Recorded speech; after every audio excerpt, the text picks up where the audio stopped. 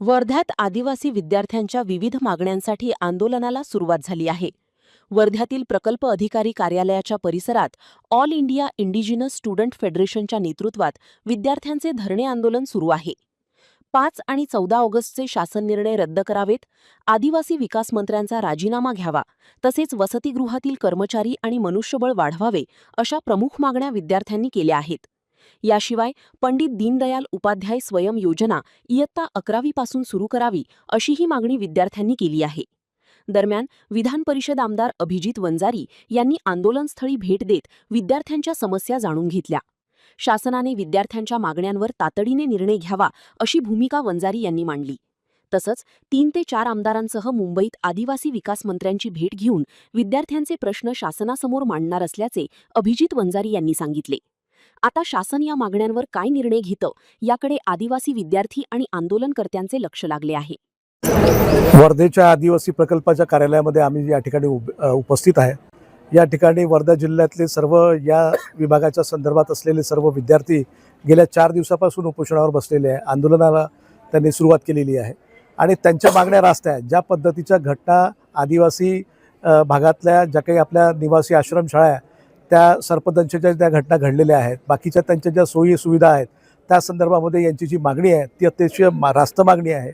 खरं म्हणजे आदिवासी विभागाचं या संपूर्ण व्यवस्थेकडे कोणतंही लक्ष नाही अशा पद्धतीची परिस्थिती आता संपूर्ण राज्यामध्ये दिसून पडते आहे.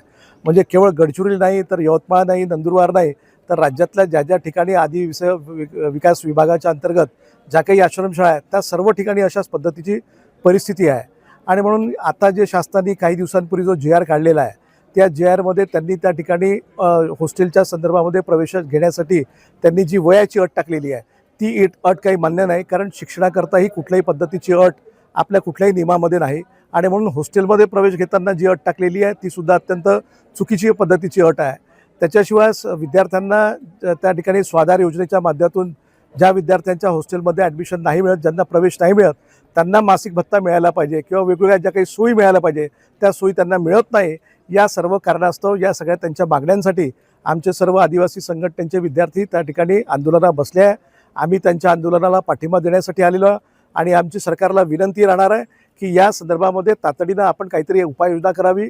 आदिवासी विद्यार्थ्यांच्या मागण्या असतील किंवा आश्रमशाळेमध्ये शिकणाऱ्या विद्यार्थ्यांच्या ज्या काही सुविधा असतील त्या सुविधांच्या संदर्भामध्ये त्यांच्या ज्या काही मागण्या आहेत त्या मागण्यांच्या संदर्भामध्ये तत्काळ शासनानं तशा पद्धतीचं परिपत्रक काढलं पाहिजे. अन्यथा हे आंदोलन आणखीन चिघळत जाणार आहे आणि हे विद्यार्थी थांबणार नाही. आणि म्हणून उद्यासुद्धा आम्ही मुंबईला जाणार आहे. आम्ही काही 3-4 आमदार मुंबईला आदिवासी विकास विभागाचे मंत्री त्यांनासुद्धा आम्ही भेटणार आहे.